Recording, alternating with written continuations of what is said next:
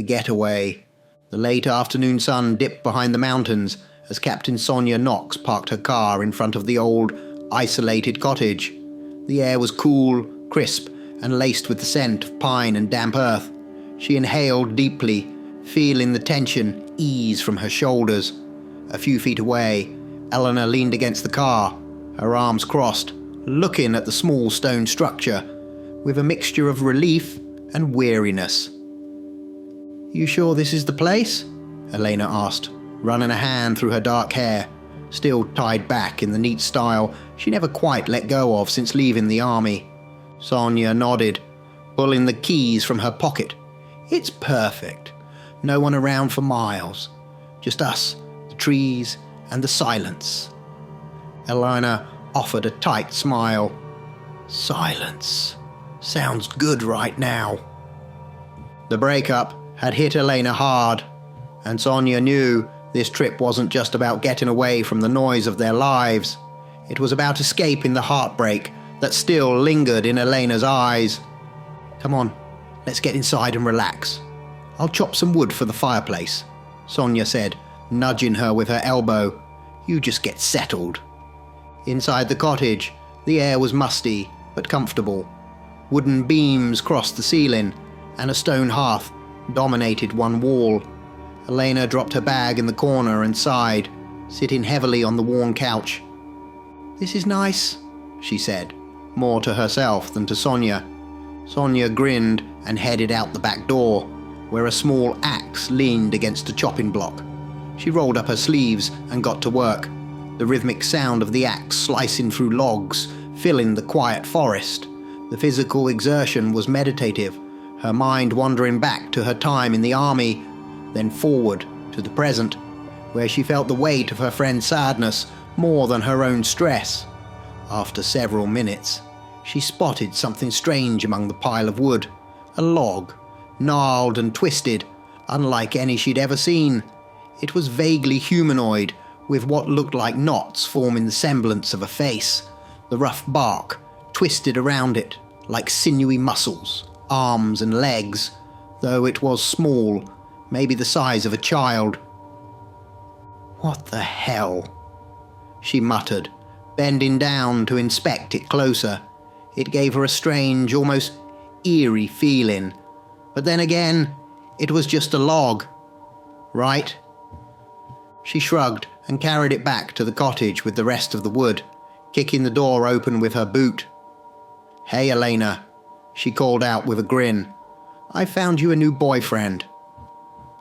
Elena looked up confused, until Sonia dumped the pile of wood on the floor with the strange log on top. "Meet Woody," Sonia said with a laugh, gesturing to the log. "No need for a real man when you've got this handsome fellow." Elena chuckled despite herself, shaking her head. "You're ridiculous." Sonia smirked and propped the log by the hearth, wiping her hands on her jeans. "All set. Fire's next on the list." They spent the evening by the fire, talking about old times, sharing wine and letting the warmth of the flames and the comfort of their friendship push away the shadows that had been creeping in. For a while, it was like nothing had changed. No heartbreak, no stress, just two friends in a quiet cottage, far from the world. As the fire dwindled to embers, they retired to their rooms.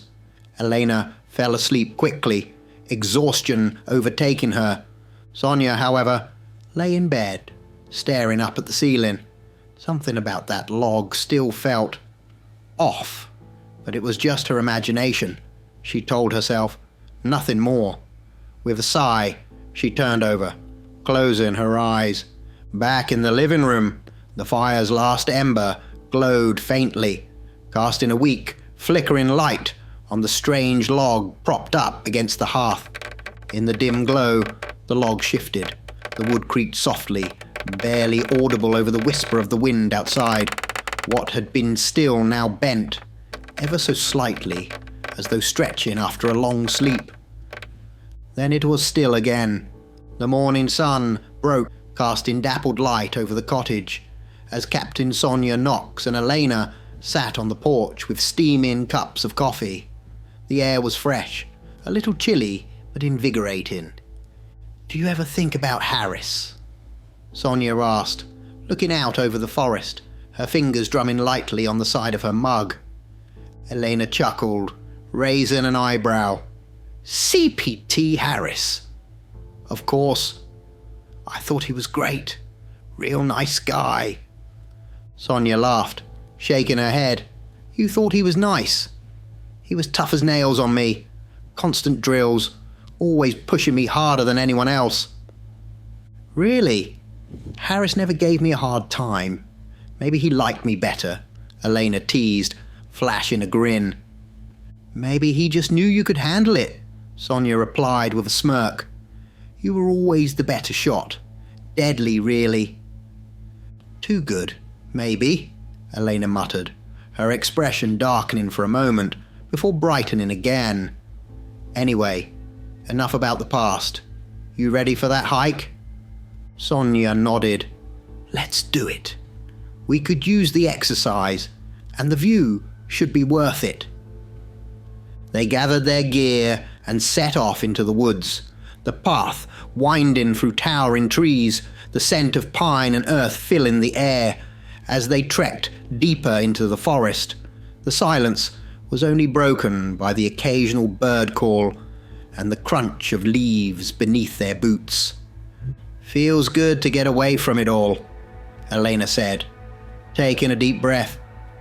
"No missions, no stress. Just us and the woods," Sonia agreed, adjusting the strap of her backpack. "It's been too long since I've had a break like this." They hiked for hours, enjoying the challenge of the terrain and the tranquility of the wilderness. The sun climbed higher, casting golden light through the canopy as they finally reached a clearing with a stunning view of the valley below.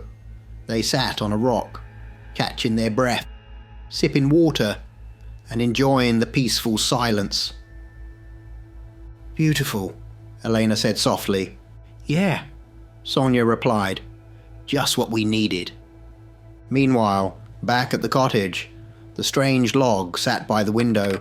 Its twisted, gnarled form seemed to shift slightly, the rough knots resembling a crude face angled toward the door.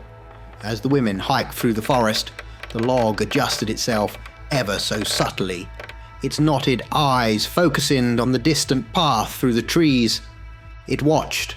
When Sonia and Elena returned to the cottage, the afternoon sun was already beginning to set, casting long shadows over the clearing. They were sweaty and tired, but in high spirits. "That was great," Sonia said, stretching her arms over her head. "I needed that." Elena nodded, heading over to the woodpile. "I'll break some of this up for tonight's fire." Sonia leaned against the porch railing, watching as Elena grabbed the axe and began splitting logs. After a few strikes, Elena picked up the strange log they had laughed about the night before. "This thing is creepy," she muttered, setting it on the block. "Maybe it'll burn better than it looks," Sonia joked. Elena brought the axe down with a heavy swing, but the blade barely scratched the surface. She frowned and swung again, harder this time. The axe bit into the wood, but just as she yanked it free, a sharp pain shot through her hand. "Ow!"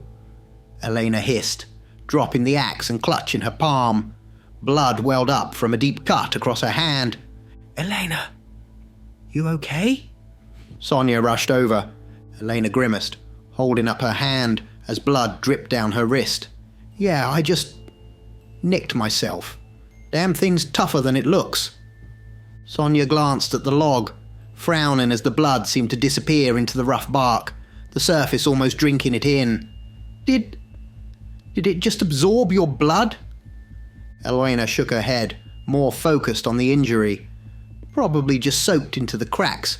I'll clean this up." "You're so clumsy," Sonia teased, handing her a rag from the porch. Elena laughed, despite the pain. "Yeah, that's me. Only the thing I was ever good at was killing things." Sonia smirked. though there was a trace of something darker in her eyes. "Too good." They both laughed, the tension from the moment passing as Elena bandaged her hand.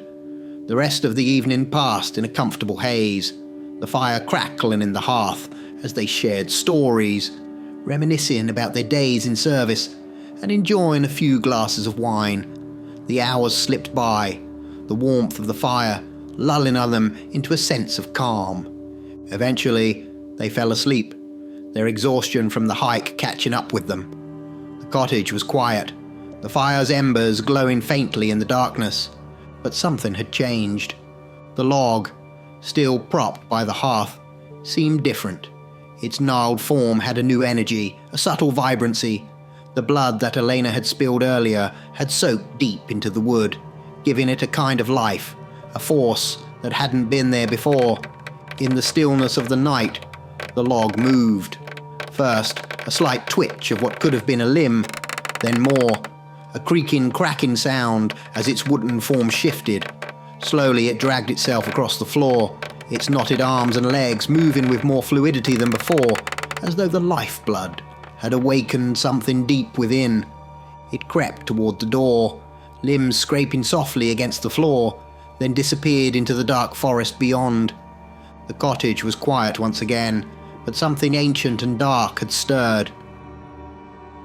The morning sunlight filtered through the cracks in the curtains as Elena groggily opened her eyes.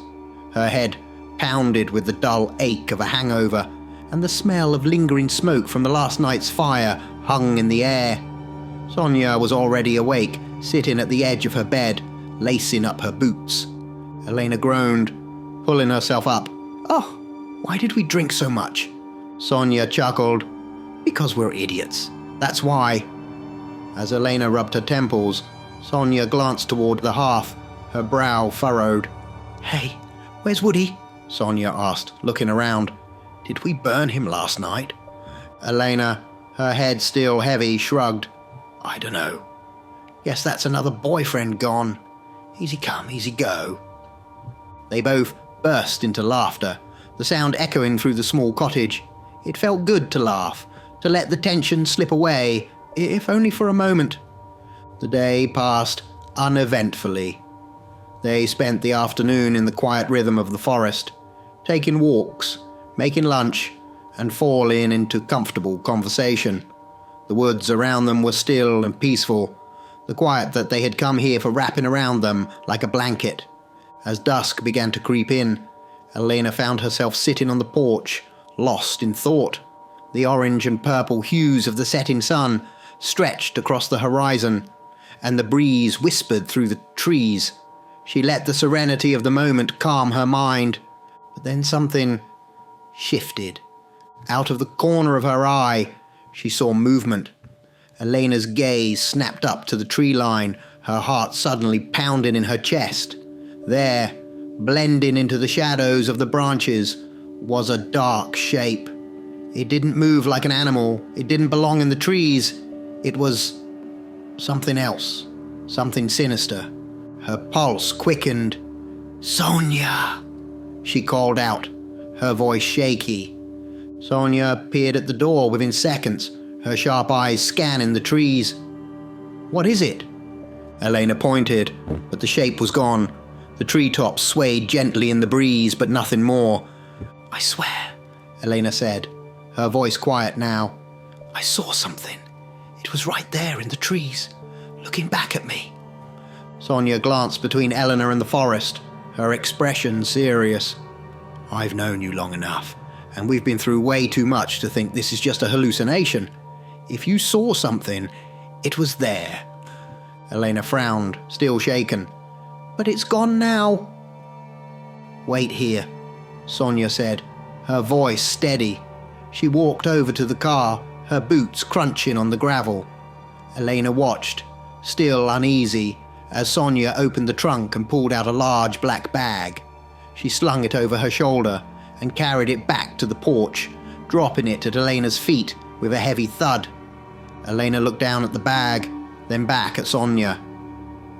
"What's this?" Sonia unzipped the bag, revealing an assortment of firearms, blades, And ammunition. Guns, she said with a smirk. And a few other toys. Elena raised an eyebrow, despite herself. Always prepared, huh? Sonia shrugged. You know me. But seriously, how did I know this peaceful retreat would end in some kind of fight? Elena chuckled, though there was still tension in her eyes. No better meditation, right? Sonia smiled. Exactly. They both knelt down, sorting through the bag. Elena grabbed a sleek handgun, inspecting it with a practiced eye, while Sonia loaded a shotgun, the metallic clinks of bullets slipping into the chamber, breaking the quiet around them. Somebody's out there, playing games, Sonia said, her voice low and firm, and we're not going to let them.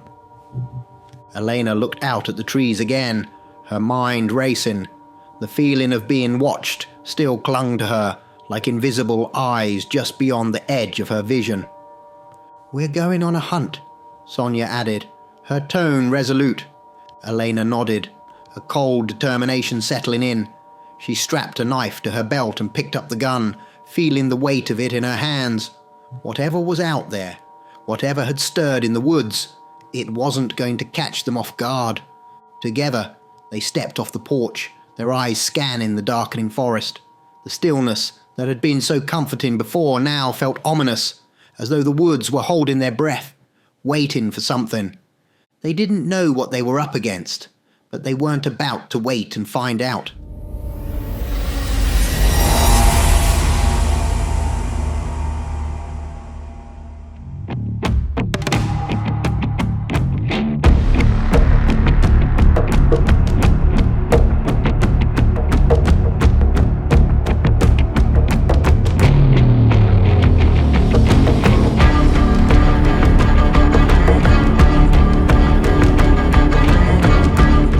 The forest was silent as Elena and Captain Sonia Knox moved through the thick underbrush, their military training evident in their every step. Their movements were precise, deliberate, and soundless. Special forces skills honed over years of service. The shadows between the trees shifted as dusk deepened, casting an eerie light over the woods. Elena's eyes scanned the treetops, her fingers tight on the trigger of her handgun, adrenaline thrumming through her veins. The sight of that dark figure, looming in the branches, still gnawed at her. Sonia moved beside her, shotgun in hand, eyes sharp as a hawk's. They arrived at the spot where Elena had seen the shape, the branches high above swaying gently in the breeze. But there was nothing. No sign of movement, no lurking shadow. Nothing, Sonia muttered, her tone frustrated but steady. Elena's eyes swept the ground, searching for any clue, any sign. That's when she saw it. Drag marks in the dirt, faint but unmistakable. She knelt down, running her fingers along the disturbed soil. Something was dragged here, she said, her voice low. Sonia crouched beside her, frowning. Dragged? Elena's gaze followed the marks until they led to something strange. Splintered pieces of wood scattered across the ground. She stood, taking a few steps forward, and froze. Sonia, she said quietly, look at this. Sonia moved to her side, and her expression darkened. There, in front of them, lay the husk of a log, the very same one they had called Woody, but it wasn't intact anymore. It looked as though something had shed its skin, leaving behind an empty shell of twisted bark. The surface was split open, jagged edges like the remnants of a cocoon. It's like something came out of it, Elena whispered, disbelief lacing her words. Sonia shook her head, her jaw tight. This can't be real. This is only in horror movies and comics. Elena's mind was racing. She wanted to agree with Sonia, but something felt all too familiar. I don't know, Sonia. I've been having these dreams lately. They feel so real. Sonia glanced at her. Dreams? Elena nodded, her eyes distant. It's always me, you, Harris and a bunch of others. We're trapped in a makeshift base, in an apocalypse. Zombies, werewolves, the whole nightmare. And there's always this one person, dominant, always watching. He wears a chrome mask. Sonia's expression darkened. She looked at Elena for a long moment, then said, "Him. He's in my dreams too." Elena blinked. "What?" "But we'll deal with him later," Sonia said, gripping her shotgun tighter. "We've got this thing to handle first." Before Elena could respond, they heard a rustling in the bushes behind them. Instinct kicked in, and both women dropped into defensive stances, weapons at the ready, years of training taking over. Elena's heart pounded in her chest, but her hands were steady. Sonia's eyes darted to the tree line, and she stiffened. "There," she whispered, nodding toward the thick shadows between the trees. Elena followed her gaze and saw it. The shape, that same figure, dark, twisted, lurking just beyond the edge of the clearing. It was barely visible, blending into the branches, but its presence was undeniable. Sonia smiled grimly. "Take it out, Commander."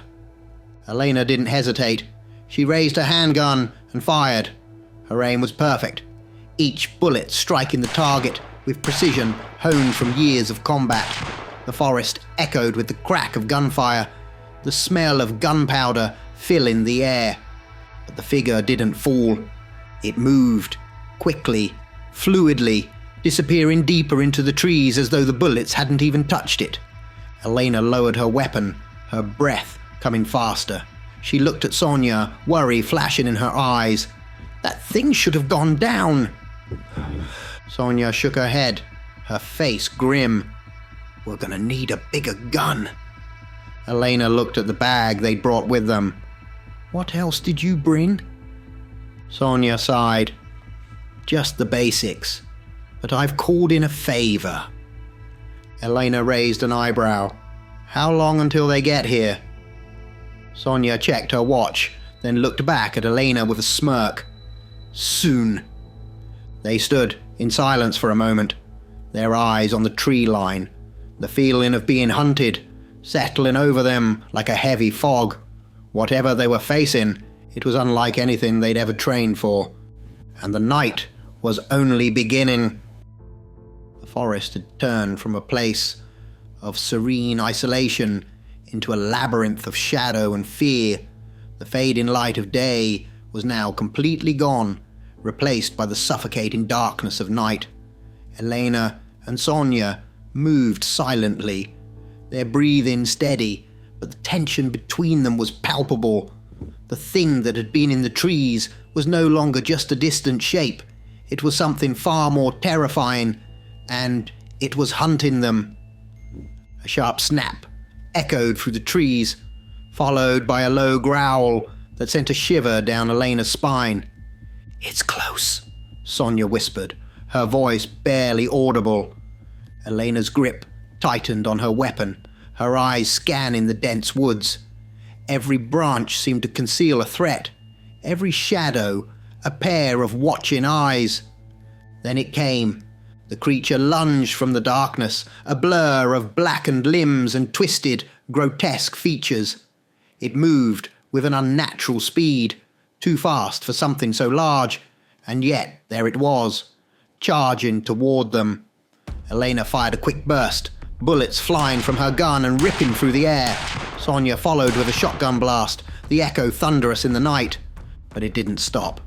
The creature barreled through the gunfire, as if it hadn't been touched, its body seemingly immune to the hail of bullets.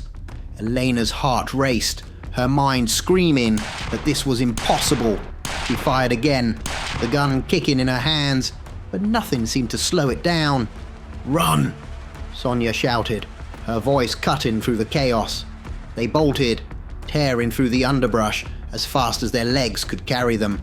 The creature's snarls followed close behind, too close, its footfalls heavy and relentless. The sound of it, crashing through the trees, made the forest seem smaller, as if there was no escape from its monstrous pursuit. Elena's lungs burned with every breath, her legs aching as they pushed through the brush. They weren't going to make it. She could feel it. The creature was gaining on them, moving with terrifying speed, and worst of all, it didn't make a sound beyond the growls, its movements silent, like death itself chasing them. Branches whipped against their faces, roots threatened to trip them, but they ran on, desperate. The cottage loomed ahead, barely visible in the darkness, its silhouette a faint hope in the midst of their terror. "It's right behind us," Elena gasped, stealing a glance over her shoulder. The creature was there, just a few yards away, its grotesque form glistening in the moonlight. Its face, or what passed for one, was a mass of twisted wood and bark, its limbs long and unnaturally jointed. It looked like something born from the earth itself, but wrong, warped into something hostile, something evil. They reached the porch, practically throwing themselves inside the cottage. Sonia slammed the door shut, locking it with trembling hands, but they both knew that wouldn't stop whatever was out there. For a moment, there was silence, an unnatural stillness that made Elena's skin crawl. She turned to Sonia, her breath ragged. "What the hell is that thing?" Sonia shook her head, her face pale. "I don't know, but it's not stopping." A loud crash shattered the silence. The creature slammed into the door, wood splintering beneath its weight. The hinges groaned, threatening to give way at any moment. Elena backed away, panic rising in her chest. "It's going to get in." Before the door could break, there was another crash, this time from the window. The creature's grotesque form crawled through the shattered glass, its twisted limbs pulling it inside with a speed that defied its size. "Stay back," Sonia shouted, firing point blank at the creature as it advanced. The shotgun blast hit it dead center, but the creature didn't falter. It kept coming, unfazed by the gunfire. Elena raised her weapon again, emptying the clip into the thing, her hand shaking with fear. Every shot landed perfectly, but it was useless. The creature moved closer, its unnatural eyes locked on them, unblinking. They were cornered now, backed against the wall of the cottage. The creature stood between them and the door, its jagged, wooden limbs twitching as it moved forward. There was nowhere left to run. "Sonia," Elena whispered, her voice shaking. "It's not stopping." "I know," Sonia replied, her face set in grim determination. She drew a combat knife from her belt and handed Elena another. "We'll have to get close." Elena swallowed hard. Her hands trembled as she gripped the knife. "This is insane." "Just keep moving," Sonia said, her voice firm. "We'll make it through." The creature lunged, its claws outstretched. They both ducked, stabbing at it with their knives. The blades dug deep into its bark-like flesh, but no blood came, no response. It was like stabbing into stone. Elena slashed again and again, panic setting in. "It's not working." Sonia grunted as she drove her knife into the creature's chest, twisting the blade. "Nothing's working." The creature reared back, towering over them. Its arms swung down with brutal force, knocking the weapons from their hands and sending them crashing into the wall. Pain shot through Elena's side as she hit the floor, her vision swimming. It loomed above them now, its shadow casting them in darkness. It had them trapped, its monstrous form blocking any chance of escape. Elena's breath came in shallow gasps as she scrambled for something, anything to defend herself with. But it was too late. The creature bent down, its face inches from theirs, its eyes hollow and filled with a malevolent hunger. And then it moved closer.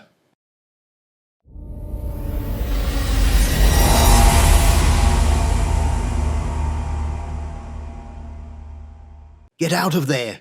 A voice boomed through the chaos, cutting through the fear like a knife. Elena and Sonia spun around to see Captain Harris standing just outside the tree line, holding a PSRL-1 rocket launcher on his shoulder. "What the—" Elena gasped, glancing at Sonia. There was no time to think. The creature loomed over them, twitching in its monstrous way, momentarily distracted by Harris's arrival. "Run!" Sonia yelled, and without hesitation, the two bolted out of the cottage, their boots pounding against the dirt as they sprinted for cover. The creature turned its twisted face toward Captain Harris, just as Elena screamed, "Do it, Anthony!" With a calm precision honed from years in the field, Captain Harris aimed the rocket launcher and fired. The missile roared through the air, heading straight for the grotesque figure standing in the wreckage of the cottage. The explosion was deafening, the shockwave knocking Elena and Sonia off their feet as chunks of the creature flew in every direction, scattering like debris from a bomb blast. Fire and smoke billowed up from what remained of the cabin, filling the air with the acrid smell of burning wood. Elena blinked, struggling to her feet as the dust settled. Sonia stood beside her, coughing but unharmed. The two women turned to see Captain Harris walking toward them, a grin on his face. "Another day, another disaster," he said, his voice light, but his eyes scanning the area for any sign of more threats. Sonia smirked, brushing dirt off her jacket. "You always come through for us, Anthony." Captain Harris, as he was known to his team, shrugged. "It's what I do. But seriously, what the hell was that thing?" Elena, still catching her breath, shook her head. "I think it was Woody. You know, the log. We thought it was firewood." Harris raised an eyebrow, looking at the smoking remains of the creature. "Firewood? That's one hell of a cursed tree." "Something strange is happening here," Elena said, her voice quiet but firm. She glanced at Sonia. "Do you think it has something to do with the dreams?" Sonia's eyes narrowed. "It's possible. Whatever's going on, it's too bizarre to be a coincidence." Captain Harris frowned, his attention shifting between the two women. "Dreams." Sonia nodded, her expression serious. "Both of us. We've been having these vivid dreams. We're stuck in a base. The world's gone to hell, and we're fighting off vampires and zombies. But there's always this one guy. He wears a chrome mask. Every time he's there, watching us." Harris's face hardened, his jaw clenched. "A chrome mask? You've both seen him?" The two women exchanged glances and nodded. Captain Harris shook his head. "That's impossible. I've had the same dream. Same mask." "Who is he?" Sonia asked, her voice low, laced with suspicion and confusion. "I don't know," Harris replied, looking at the smouldering ruins of the cottage. "But this isn't just bad luck. These things don't just happen for no reason." As they stood there, the air still heavy with smoke and the fading glow of the explosion, Elena noticed something in the corner of her eye. The pieces of the creature, scattered across the forest floor, were moving. Her blood ran cold. Guys?" she said, her voice tight. Sonia and Harris turned to look, their eyes widening in disbelief. The pieces of the creature, some as small as twigs, began to twitch and shift. Roots snaked out from the shattered fragments, reaching into the soil as if they were draining energy from the earth itself. Slowly, the chunks of wood and bark began to regrow, knitting together, forming into new shapes. "No," Sonia breathed, watching in horror as the pieces started to rise one by one. First one, then another, then another. Before long, there were a dozen of them, a dozen twisted, monstrous figures, all identical, standing where the original had fallen. Their hollow eyes glowed faintly in the darkness, their gaze fixed on the three soldiers. Elena's heart pounded in her chest. "This can't be happening." "We're not dealing with just one anymore," Captain Harris muttered, his hand tightening on the grip of his rifle. Sonia swallowed hard, her mind racing. "We need more firepower." The creatures didn't move. They simply stood there, staring, their presence suffocating, their forms eerily still. And then, as if in unison, they took a step forward.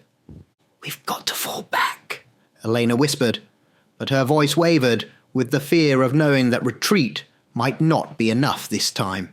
The hunt was far from over. "Don't suppose you brought a flamethrower?" Elena asked, her voice tense as she glanced back at the creatures that loomed in the shadows, their eerie eyes following their every move. "Nope, sorry," Captain Harris replied, his grip tight on his rifle. "And we can't use the PSRL again. Blowing them up just seems to make more of them." Sonia nodded, scanning the area as they began to slowly retreat toward Anthony's truck, their weapons still trained on the creatures. "Let's fall back to the truck. It's not far." The creatures remained still, watching, their hollow, glowing eyes tracking every step the trio took. The tension in the air was thick enough to cut with a knife. Sonia turned to Harris, her voice low. "Any chance you brought incendiary rockets for that thing?" She gestured to the PSRL slung over his shoulder. Anthony sighed, shaking his head. "No." "Guess I forgot, but I did spot an XL-18 at the base. Problem is, that's a 6-hour drive." As they talked, a low rumble echoed through the ground beneath them, like a tremor shaking the earth itself. Elena's eyes widened, her breath catching in her throat. "Guys, do you feel that?" The creatures, which had been eerily still, began to move. Their steps were slow at first, but they grew larger, each one more grotesque than before. They were growing, mutating. Pieces of them split off, forming new creatures that moved with the same terrifying speed and silence. Elena's pulse quickened as the ground seemed to shift beneath them. "Let's get out of here!" she screamed. Anthony didn't need to be told twice. He bolted toward the truck, slamming the door as Sonia and Elena jumped in. He hit the gas, the engine roaring to life, tires kicking up dirt as they tried to peel away from the nightmare closing in on them. But it was too late. One of the creatures, now towering over the truck, reached out with a gnarled, twisted arm, its fingers, more like roots, grabbing hold of the vehicle. The truck screeched to a halt, its wheels spinning helplessly as the monstrous creature held it in place, its strength overpowering the engine. "We're stuck!" Anthony shouted, slamming his fist against the steering wheel. "They've got us!" Elena's heart raced as she looked out the window, the creatures closing in from all sides. There was no escape in the truck now. "We have to go on foot," Sonia called out, throwing open the door. "Move! Move!" They scrambled out of the truck, their weapons at the ready, but as they ran through the forest, the creatures followed. Their numbers were growing, pieces of the creatures breaking off, reforming into new, equally horrifying beings. The forest was alive with the sound of them, heavy footsteps, the creaking of their twisted limbs, the earth-shaking tremors as they advanced. They ran, but the creatures were relentless, their numbers multiplying with every step. Soon, there were over a dozen, then 2 dozen, the forest alive with these abominations. Elena's lungs burned as they sprinted through the trees, her legs heavy with exhaustion. "They're not stopping," she shouted over her shoulder. "There's too many." "Keep moving," Sonia barked, though her voice held a tremor of fear. But it was no use. The creatures were faster, stronger, and more of them were coming. Before long, the trio found themselves backed against a rocky outcrop, the creatures closing in from all sides, their twisted forms blocking any escape. There were over 20 of them now, each one larger, more terrifying than the last. Their glowing eyes bore into the 3 friends, and the air was thick with the stench of earth and decay. Elena's hands trembled as she gripped her gun. She knew it wouldn't work. They all knew. "This is it," Sonia said, her voice quiet. the weight of their situation sinking in. Captain Harris stood beside them, his jaw clenched. "We're not going down without a fight." Elena looked at them, her chest tight with fear and sadness. "You two, you were my only friends." Her voice cracked, the words hanging in the air like a final farewell. "It's been an honor." Sonia gave her a small, sad smile. "Likewise." Captain Harris said nothing, but his expression was grim, his eyes dark as he stared down the approaching creatures. The monsters inched closer, their grotesque forms casting long shadows in the moonlight. There was no escape, no chance. This was the end. End of part 1. Part 2, coming soon.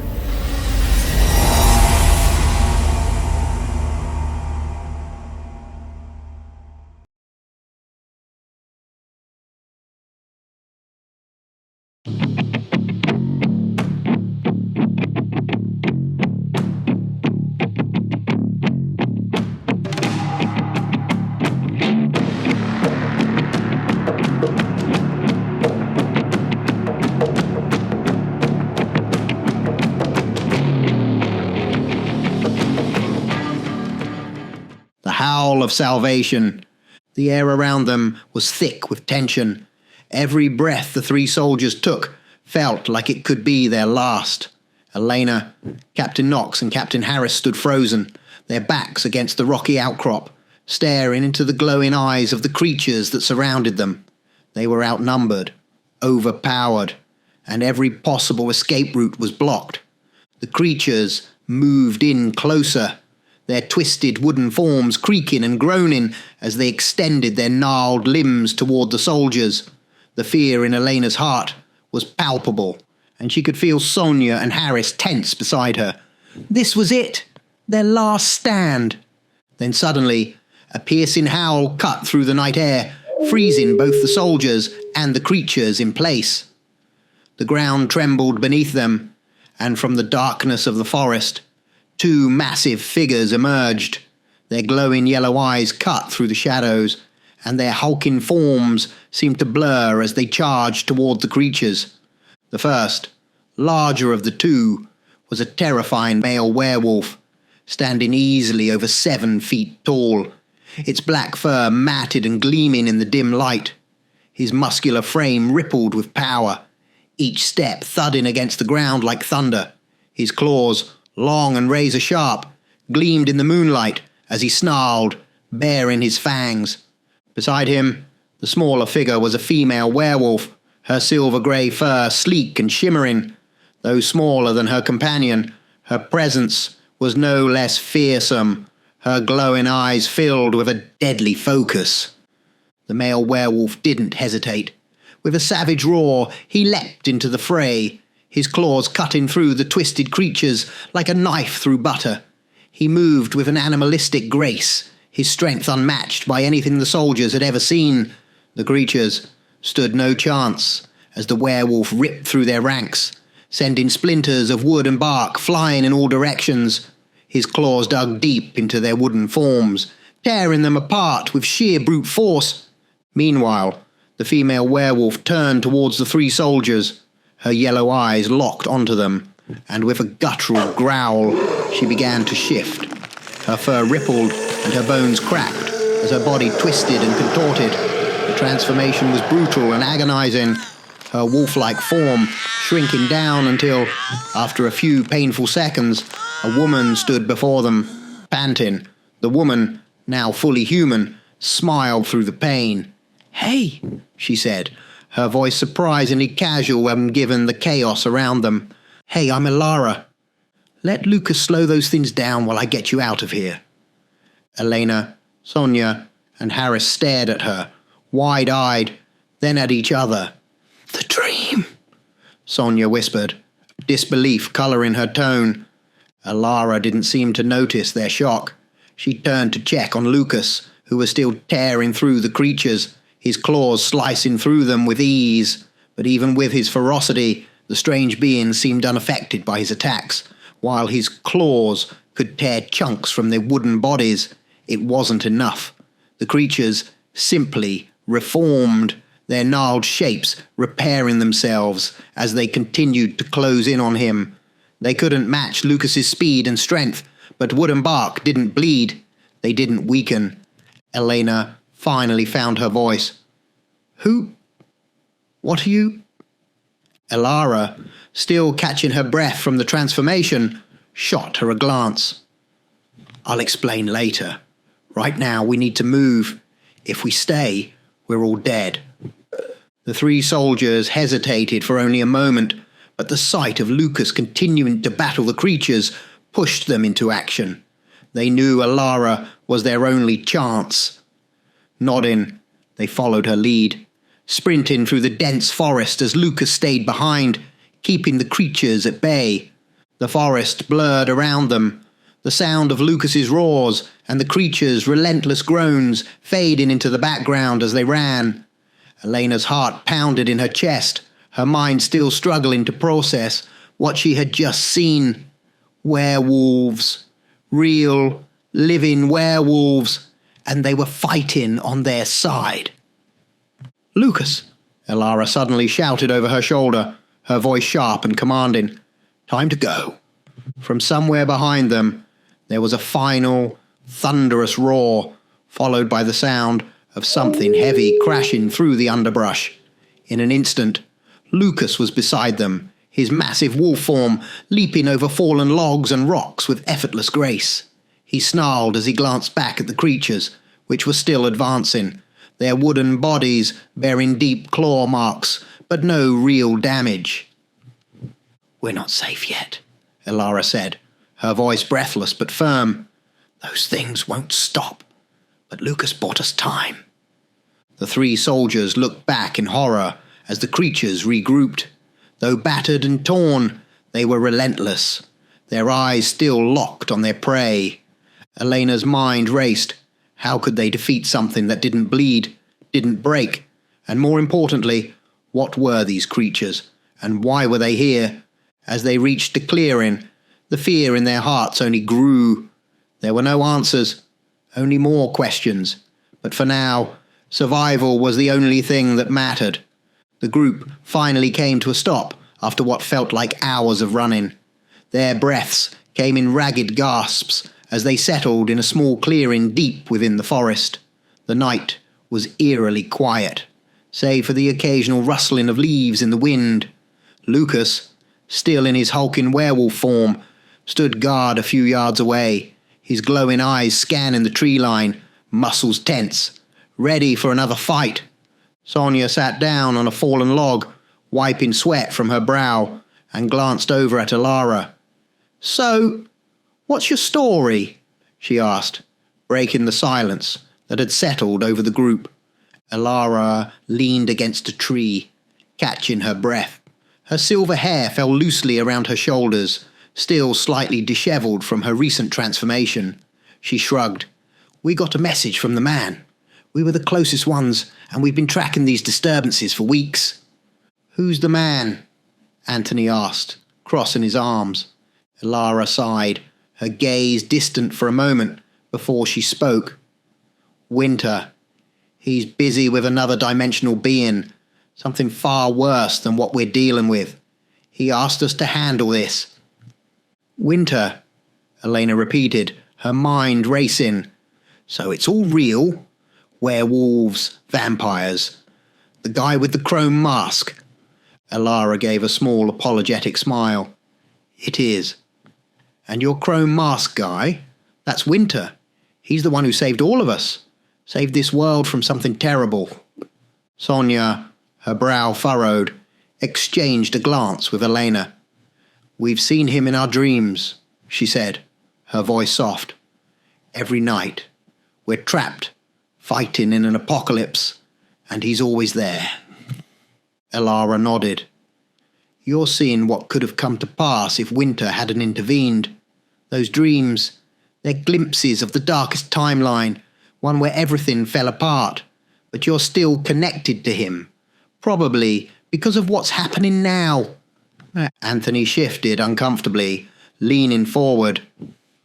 "So, these creatures we're dealing with, what's their weakness? How do we stop them?" Elara frowned, looking down at the ground. That's the problem. We don't know. They're not like anything we've fought before. They're not vampires, not demons. They're something else, born from the fractures in reality. We need to find a weakness. Anthony stood, his face hard. Just burn them. They're wood, right? Incinerate them until there's nothing left. That's all well and good, Sonia added. But how do we do that? What about that XL-18 you mentioned earlier? Harris, leaning against a tree, shook his head. That thing will burn anything in its path. No problem. But it's at the base, and that's a 6-hour drive from here. Elara smirked. If only we had an elder. They can move through the shadows in seconds. They could fetch it for us. Before anyone could respond, Lucas let out a deep, guttural roar from the edge of the clearing, his massive body tensing as he crouched low, ready to pounce. Elara's eyes narrowed, and she sighed heavily. "They're coming," she said, her voice grim. "Excuse me." She stepped away from the group, her body already beginning to contort as she shifted back into her werewolf form. Bones cracked, and she screamed in pain as her muscles bulged and fur spread across her skin. The transformation was brutal and fast, but Elara remained focused, determined. Once fully shifted, she howled, a long, eerie sound that reverberated through the forest. It wasn't just any howl, it was almost a signal, a call for something, for someone. Then she shifted back into her human form, collapsing to her knees for a moment, her breath ragged. "Damn, that hurts," Elara muttered, rubbing her temples as she pushed herself to her feet. "Now let's move." Without further hesitation, the group started running again, putting as much distance as they could between themselves and the creatures. Lucas led the way, his massive form moving effortlessly through the trees, while Elara stayed close to the others, her senses sharp. The night pressed in around them, the forest a maze of shadows and unseen dangers, but even as they ran, the weight of what Elara had revealed settled in their minds. Winter, the chrome mask, the glimpses of a shattered world they saw in their dreams, and now these creatures, twisted things born from the very fabric of reality itself, chasing them through the night. They didn't have much time. Whatever Elara had summoned with her howl, they could only hope it would come soon. The group finally slowed, gasping for breath, as they reached a small clearing far from the pursuing creatures. The night had deepened, but the oppressive tension from before seemed to ease as they realized they had put enough distance between themselves and the monstrosities. For now, at least, they were safe. Lucas, still in his hulking werewolf form, let out a low growl as his body began to change back. His bones cracked and shifted painfully, his fur receding as he slowly transformed into his human form. The process wasn't smooth, and just as he nearly finished, his body convulsed, forcing him back into his werewolf form, then once again into human shape. He collapsed to his knees, panting and rubbing his temples. "Damn, that hurts," Lucas muttered, standing up and stretching his stiff limbs. "Hey all, I'm Lucas. Sorry I'm not as good at this whole changing on command thing as Elara. I'm still working on mastering it by my own will." He flashed them a grin, though exhaustion still clung to his features. "Anyway, glad you're all okay. Heard your friends are the man. Nice." Captain Harris gave him a nod, still trying to make sense of everything. Before anyone could respond, Lucas turned to Elara, his tone more serious. "You called one?" Elara's expression was unreadable as she nodded. "Yes."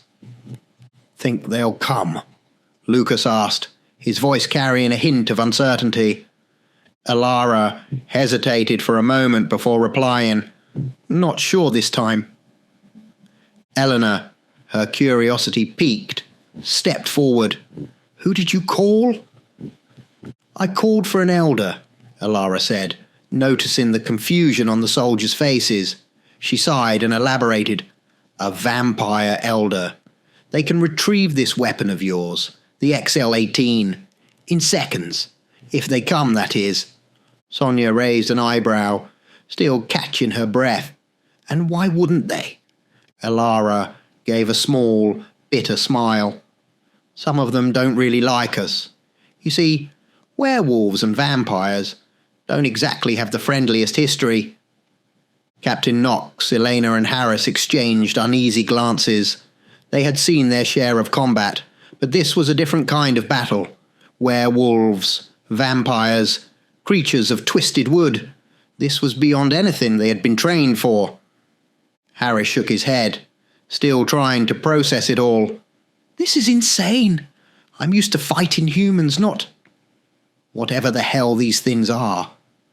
Sonia nodded, her expression grim.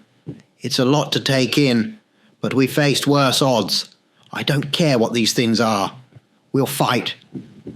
"Agreed," Elena added, her voice steady. "We're ready."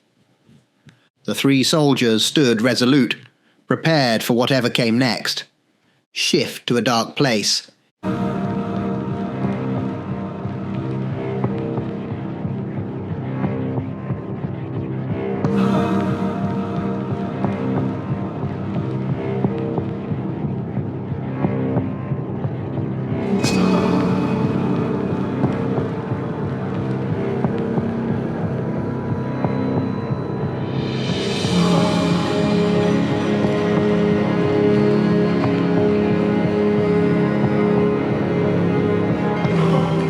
In a distant, shadowy corner of the world, an elder stirred. The vampire's back was to the view, shrouded in darkness, their face concealed by the deep shadows of their surroundings, but they had heard the call. Elara's howl reverberated through the walls of reality, like a ripple reaching into the depths of the supernatural world. The elder's lips twisted into a knowing smile. Slowly they rose from their seat, the darkness around them thickening as they stepped into it.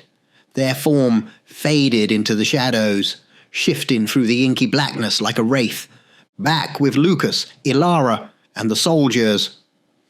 Elara leaned back against a tree, her gaze drifting toward the treetops as she spoke.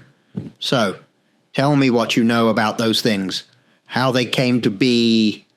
Elena took a breath and recounted the story of Woody, the strange log they'd found by the cabin, how it had seemed harmless at first, but turned into a monstrous, ever-growing horde of twisted creatures.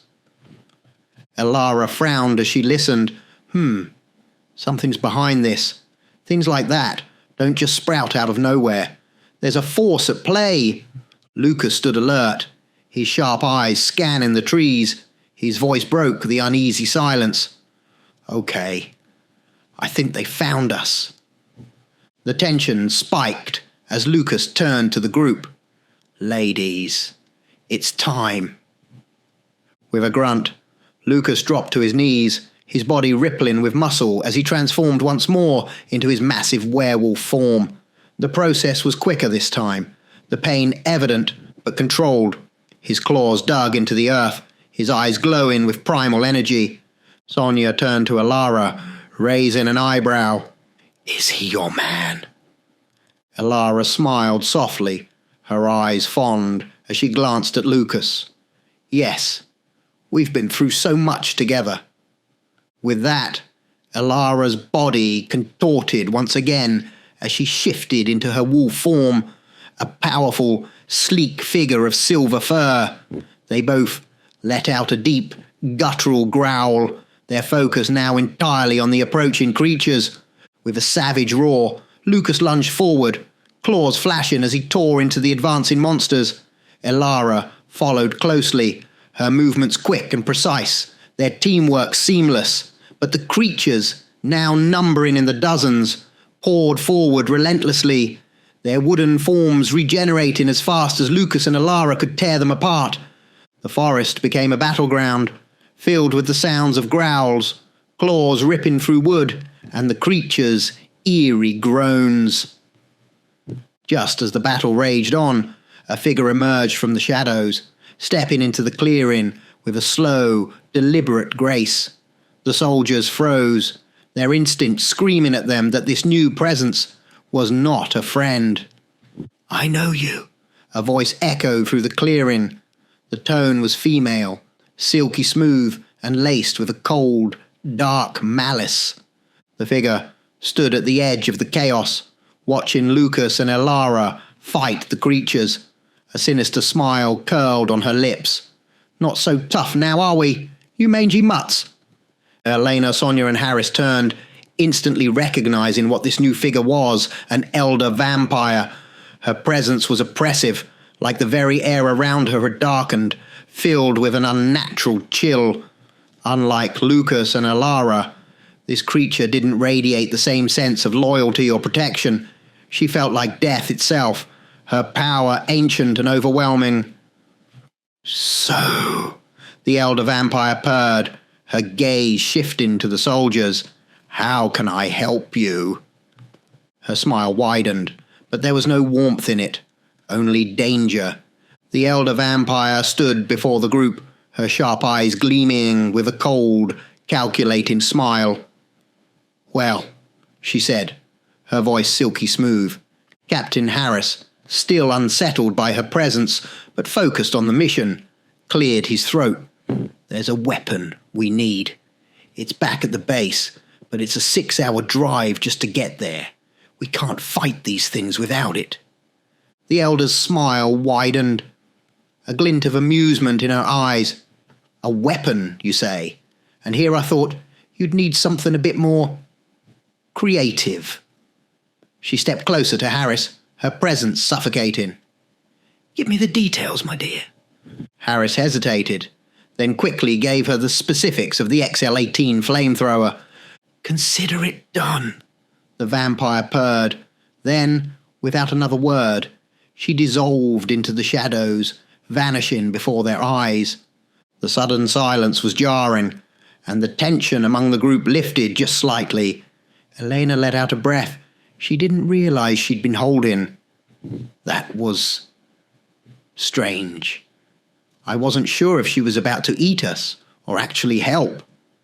Sonia nodded, her hand still on the hilt of her gun. "I don't trust her, but if she can get us that flamethrower, we'll need it." The group's attention shifted to the battle raging nearby. Lucas and Elara were a whirlwind of fury, tearing through the twisted creatures with a precision and power that only Lycans possessed. They moved together effortlessly, dodging and slashing, their claws ripping through the wooden abominations. But something was wrong. As they cut down one of the creatures, it simply reformed, the splintered wood knitting itself back together within moments. Lucas and Elara exchanged a glance, realizing that their strength alone wouldn't be enough. No matter how many they took down, the creatures just rose again, as relentless as ever. Elara was the first to retreat, her silver fur shimmering as she bolted back toward the group. She shifted mid-sprint, her body convulsing as she transformed back into her human form. She stumbled slightly, exhausted from the repeated changes. "Anything?" Elara asked, her voice breathless, eyes darting to the others. Sonia glanced at Harris, then back to Elara.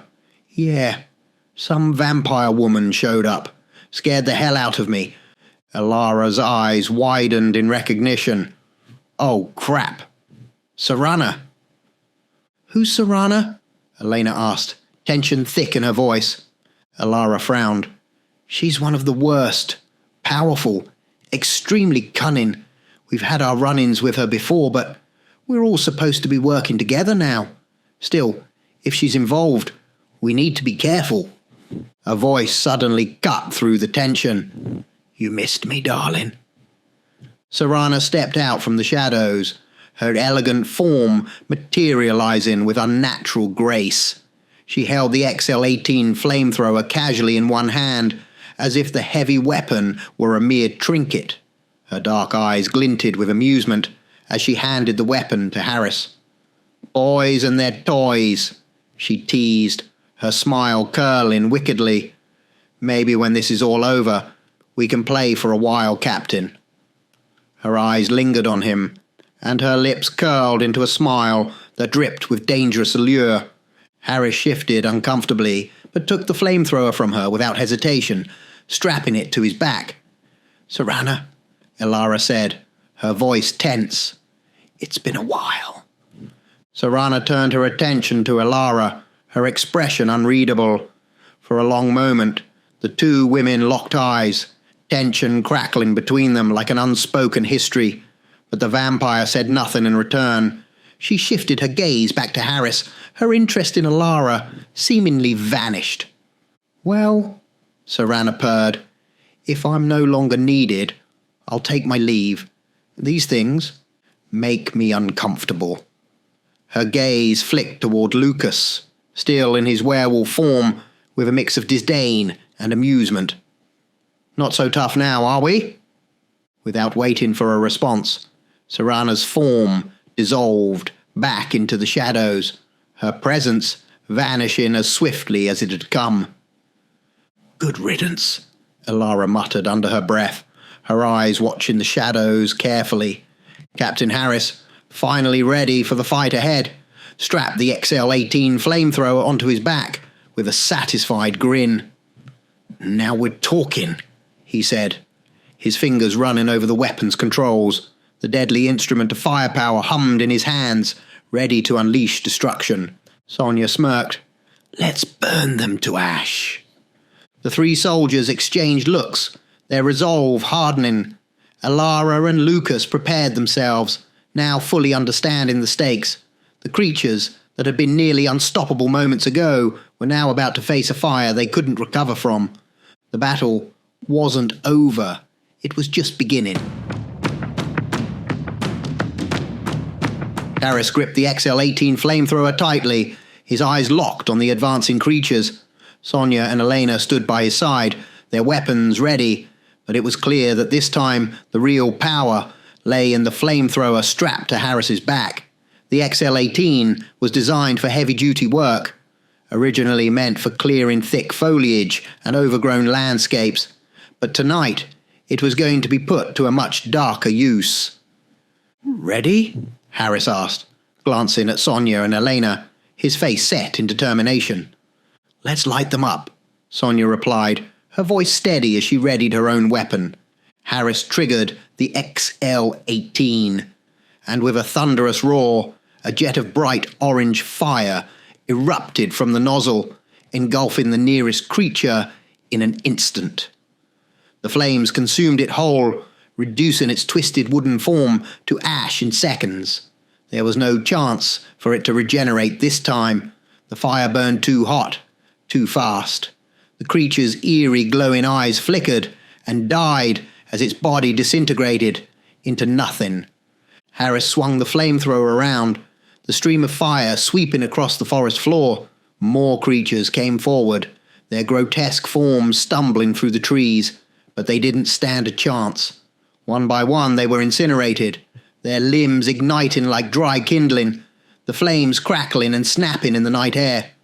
"Damn," Harris muttered, gritting his teeth as he unleashed another torrent of flames. "This thing certainly does its job." Elena watched in awe as the XL-18's firepower turned the creatures into piles of smoking ash. "It's like burning weeds," she said, her voice tinged with disbelief. "Exactly," Harris replied, keeping his focus. "It's designed for clearing foliage, but it's more than enough to clear these things." The creatures, once relentless in their pursuit, were now nothing more than charred remains scattered across the ground. The air was thick with the acrid smell of burning wood and smoke, the once vibrant forest now littered with ash and embers. The fire raged, but as Harris burned through the last of the creatures, an eerie silence fell over the clearing. They stood there for a moment, breathing heavily as the smoke drifted around them. "Is that all of them?" Elena asked, Her eyes scanning the ash-covered ground, Sonia kicked at a pile of smouldering remains with her boot. Seems like it. Nothing left to regenerate. The tension eased slightly as the realization hit them. Those twisted things, the ones that had seemed invincible, were finally gone. Elara, still in her human form, approached the group, her face grim but relieved. Good work, but we're not done yet. Let's head back to that cottage of yours, see if we can dig up anything useful. Sonia nodded. Yeah, I want my gun bag. Captain Harris grinned, patting the flamethrower. I've got a couple of guns in the truck too. Might come in handy. Lucas, still in his werewolf form but standing tall and alert, turned towards the woods. Together, the group made their way back through the woods, the forest now much quieter than before. There was an eerie calm in the air, as if the creature's destruction had brought a strange peace to the once chaotic night. The moonlight filtered through the trees, casting long shadows as they moved swiftly but cautiously towards the cottage. As they approached, the sight of the cottage, or what remained of it, greeted them. The small structure had been reduced to nothing more than a charred ruin. The walls had collapsed in on themselves, and the roof was gone, leaving behind only smouldering embers and blackened debris. Sonia's eyes narrowed as she surveyed the destruction. Well, there goes the cottage. Elena shook her head. Whatever we find here, it's going to be buried under ash. Lucas shifted back into his human form, his breathing laboured as he leaned against a tree. We'll have to search through the wreckage. There might be something important in there. Something that could explain all of this. Elara glanced at the destroyed cottage, her eyes dark and thoughtful. These things didn't just come out of nowhere. We need to figure out who... She paused, correcting herself. Or what is behind this? Captain Harris, now with the flamethrower strapped to his back, like a soldier preparing for the next battle, nodded. We'll find answers. Let's start digging. As they stood before the ruins of the cottage, the smoke rising into the cold night air, they knew the battle wasn't over. The creatures were gone, but the mystery behind them, the force that had set this nightmare into motion, still lurked in the shadows, waiting to strike again. The air around the charred remains of the cottage was thick with smoke and the acrid stench of burnt wood. The group, Elena, Sonia, Captain Harris, Lucas and Elara, stood among the ruins, searching for any clue, any sign of what had started this nightmare. But as they sifted through the ashes, overturned debris, and blackened remnants of what had once been their safe haven, it became clear that there was nothing to find.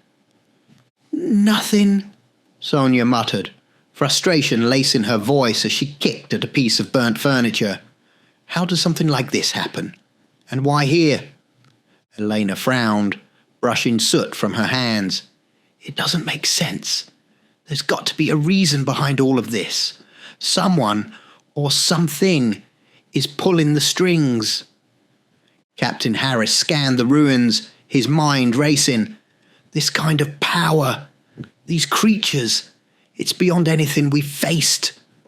Lucas, now back in his human form, leaned against a half-burnt tree, arms crossed over his chest, his brow furrowed in thought, before he finally spoke.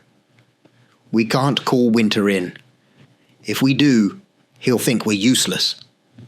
Elara, standing nearby, glanced at Lucas with a knowing smile. He probably already knows what's happening here.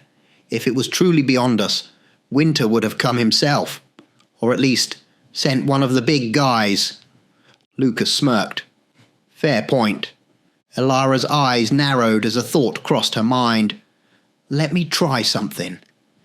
Without waiting for a response, she shifted once again into her werewolf form, her bones cracking and reshaping painfully, fur sprouting from her skin as her body elongated. The soldiers watched in confusion as Elara, now fully transformed, began to sniff the air, her senses heightened.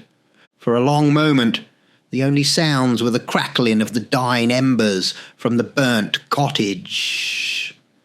Elena, Sonia and Harris exchanged uncertain glances, the silence thick with tension. Then, suddenly, Elara stopped and let out a low growl. She snorted, her nose twitching as she picked up a scent. Something faint, but unmistakable.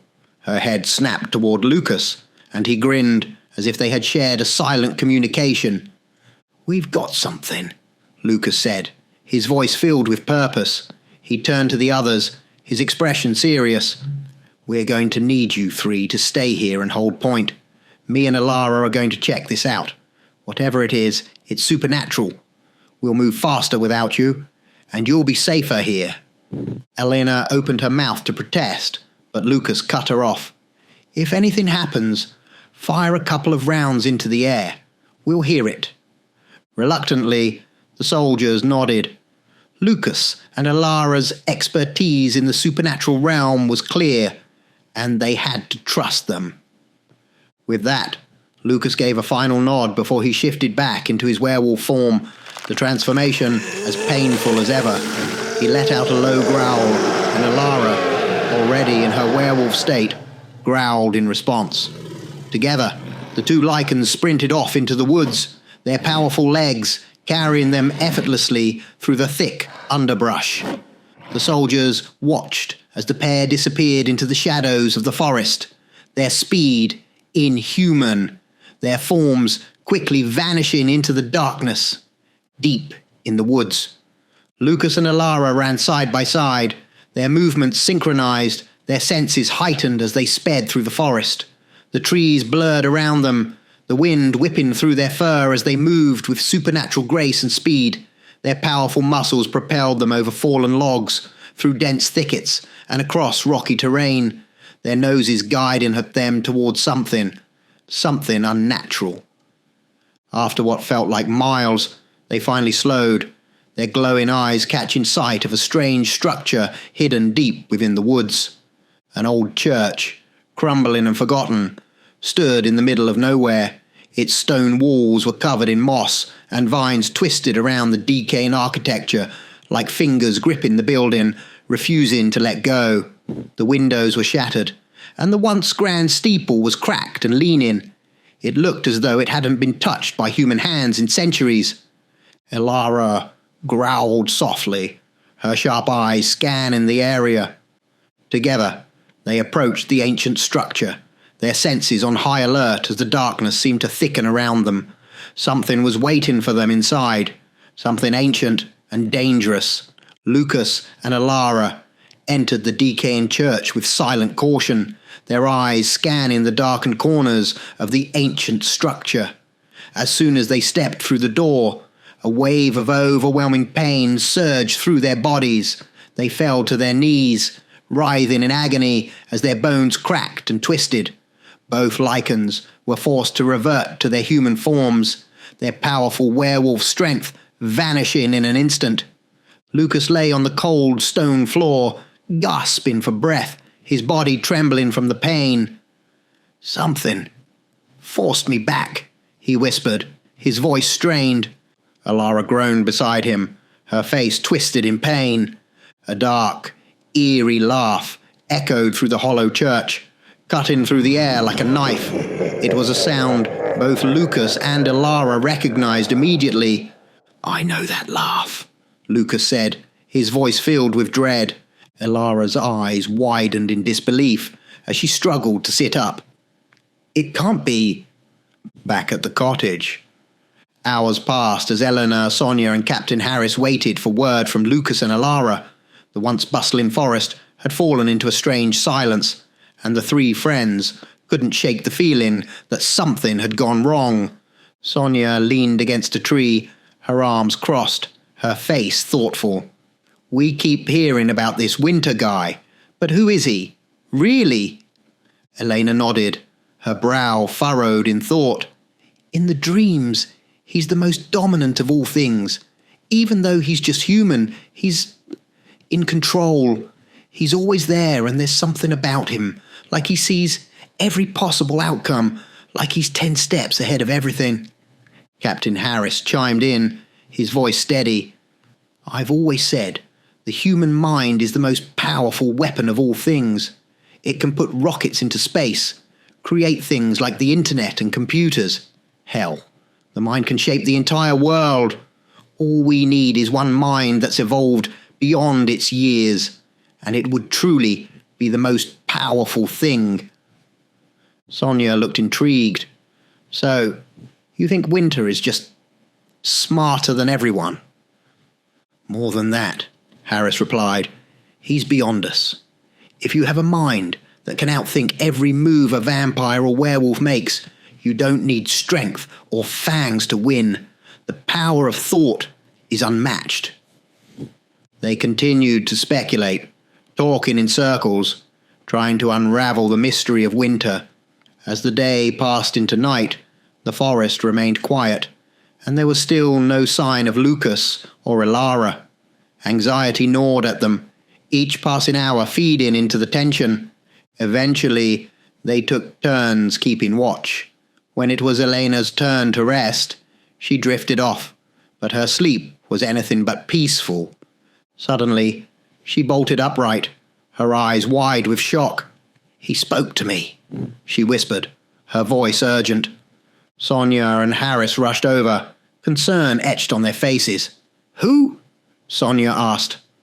"Winter," Elena replied, her voice trembling. "He didn't speak in words. It was like I just knew. And I know this now. Lucas and Elara are in trouble. We have to help them." Captain Harris's expression hardened, his decision made. They saved us back there. Now it's time to return the favour. He grabbed his gear and stood, his presence commanding. "Gear up," he ordered, his voice resolute. "Knox, you take point. I'll take the rear." As they readied themselves, Captain Harris approached Elena with a weapon in hand. He held out a sniper rifle, the metal gleaming in the moonlight. "I had this in the truck. There's no one better than you with it." Elena smiled, the weight of the situation not lost on her. She took the rifle, her fingers curling around the familiar grip. As she looked up, she quoted softly, "And behold, a pale horse, and its rider's name was Death." And hell followed with her. The three friends exchanged determined glances, ready for whatever lay ahead. Their path was clear. Lucas and Elara needed them, and they weren't going to let them face this alone.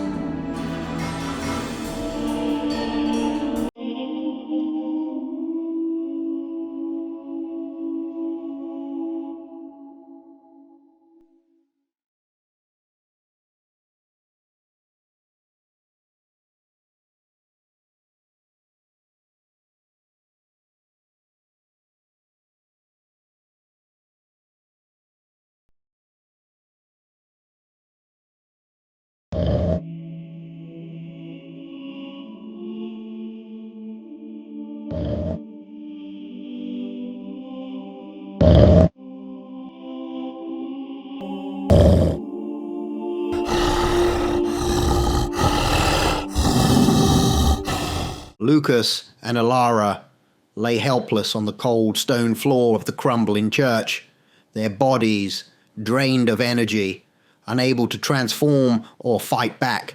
The ancient walls echoed with the quiet sound of their ragged breaths, and the overwhelming presence of dark magic pressed down on them like a weight they couldn't lift. "I feel so weak," Lucas groaned, barely able to lift his head. His muscles felt like they had been drained of all their strength, his once powerful body now fragile and useless. "Elara, my energy, it's gone." Elara, equally immobile, shifted slightly beside him, her face pale. "How can he be here?" she whispered, her voice filled with disbelief. "You finished him off with Vorath. I saw it." Lucas's mind spun with memories of that brutal battle. "I took him out," he muttered, "while Eldritch took down Vorath. It should have been the end." From the dark corners of the church, a deep, sinister voice echoed, sending a chill down their spines. "Your blood-sucking friend may have slain Vorath," the voice hissed. "But you, Lucas, you underestimated my ability to heal. For years, I've been waiting, plotting, while I recuperated from the damage your claws inflicted on me." A figure stepped out of the darkness. A tall, imposing man cloaked in shadow. His face was marked by a deep scar, a brutal reminder of his last encounter with Lucas. His eyes glinted with malice, and his hands crackled with dark magic, swirling like living shadows around his fingers. "Malakai," Lucas growled, his voice filled with both anger and fear. The evil shadow sorcerer, who they thought had been slain, now stood before them, very much alive and ready for vengeance. Malakai's lips twisted into a wicked smile. "Oh, how I will make you pay for what you did," he sneered, his voice dripping with venom. "You thought you had defeated me, but you didn't account for my magic, did you? While you've spent the last few years enjoying your victories, I've been waiting for this moment. My revenge will be so satisfying." Elara tried to move, but the oppressive weight of Malakai's dark magic kept her pinned to the floor. "You're a coward," she spat, her voice barely above a whisper. "Hiding in the shadows, waiting for us to be weakened." Malakai stepped closer, his scarred face illuminated by a faint, eerie glow of his magic. "Coward? No, I simply planned ahead. I knew you two would come when a supernatural disturbance was detected in the area. After all, you're Winter's closest enforcers, and I chose this location specifically because I knew it would draw you here." Lucas clenched his jaw, rage bubbling up inside him, but his body wouldn't respond. "You manipulated everything." "Indeed," Malakai said, his smile widening. "I took control of the Dryad spirit that once protected these woods. She was strong, yes, but no match for my shadow magic. It took time, but eventually I corrupted her essence, twisted her into the weapon. And those creatures you've been fighting, they're nothing more than puppets born from the Dryad's corrupted energy." Elara's eyes widened as the realization hit her. You used her to create those things?" "Of course," Malakai said with a chuckle. "It was a brilliant plan, wasn't it?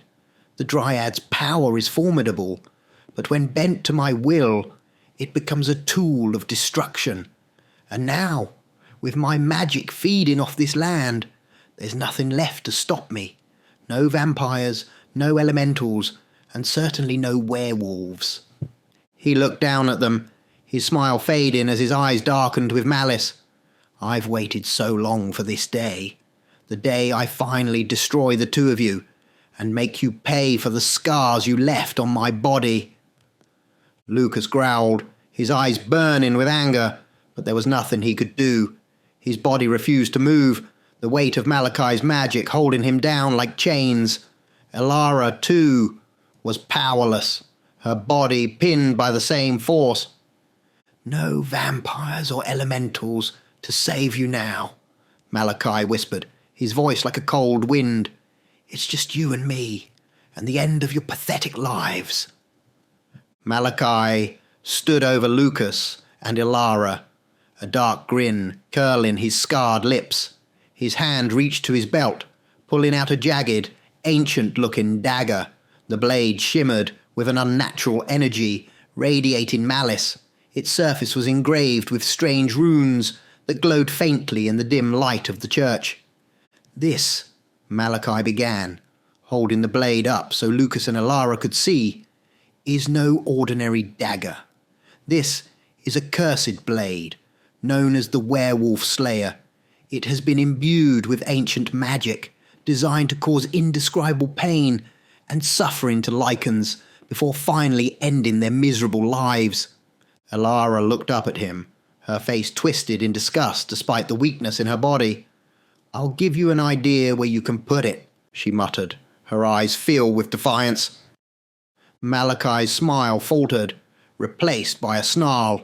"Who shall be first?" he mused, looking between the two of them. "There is no cure for the cursed wound it will leave, and once it pierces your flesh, the other will have no choice but to watch as their beloved dies a slow, agonizing death. The pain will be exquisite, and I will enjoy every moment of it." Lucas, even in his weakened state, couldn't resist a smirk. Could you do me first? I can't stand your breath. Seriously, when was the last time you flossed? I think I might have a tic-tac in my bag somewhere." Malakai's eyes blazed with fury, his snarl deepening. "Always the joker, aren't you, Lucas? But jokes won't save you now." He raised the cursed dagger, ready to plunge it into Lucas's chest. But just as the blade was about to strike, a gunshot echoed through the church. The sound of the shot reverberated off the stone walls, and in the blink of an eye, the cursed dagger was knocked from Malakai's hand. It spun through the air, clattering to the ground several feet away.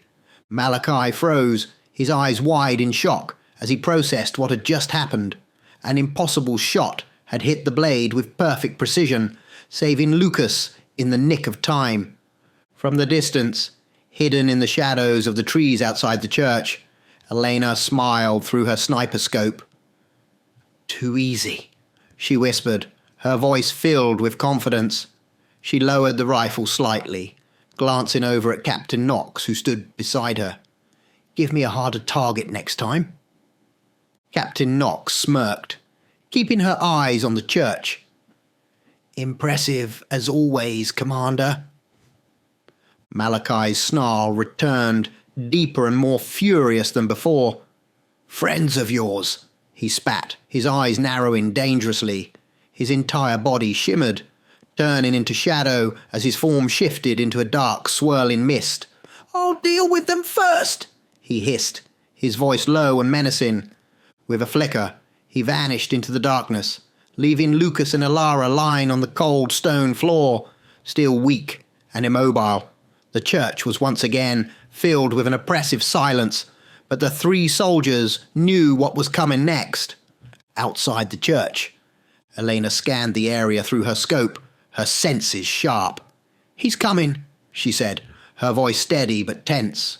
Captain Harris, standing a few feet away, tightened his grip on his rifle. "I can feel it. Stay sharp. We don't know what he'll try next." Sonia's eyes flicked to the tree line, her hand on her pistol. "We've got the advantage of distance. We just need to hold him off long enough for Lucas and Elara to recover." A cold wind swept through the trees, rustling the leaves. Shadows seemed to lengthen and shift unnaturally, and the three soldiers felt the weight of Malakai's presence closing in. "He's hunting us now," Elena said, her voice low. "Let's make sure he regrets it." The forest was still, the three soldiers standing ready, their weapons at the ready, eyes scanning the darkness for any sign of movement. But in an instant, Malakai appeared before them, emerging from a swirling shadow, with a malevolent grin stretched across his scarred face. "Pathetic," Malakai sneered, his voice cold and dripping with disdain. "Three mortals, armed with nothing more than toys." Before they could react, Elena, Captain Knox and Captain Harris opened fire, their bullets ripping through the air with precision, but the rounds never found their mark. Instead, they hit what seemed to be an invisible wall of shadow, passing through Malakai's form as though he were made of smoke. Malakai laughed, the sound sending a chill through the air. With a lazy wave of his hand, A burst of dark energy exploded from him, and the 3 soldiers were hurled backward. They hit the ground hard, their bodies crashing into the dirt, unconscious, before they even had time to register the attack. Malakai stepped forward, his twisted grin widening as he looked down at the fallen soldiers. "You sent the wrong team, Winter," he muttered to himself, his eyes glowing with dark magic. "Maybe you're not as perfect as they say. Inside the church." Meanwhile, Lucas and Elara struggled against the immense power holding them down.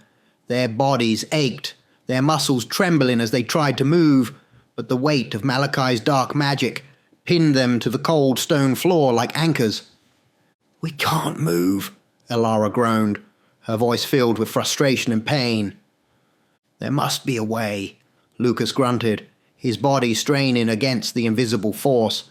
"We have to get out. Malakai will make short work of them. They won't stand a chance."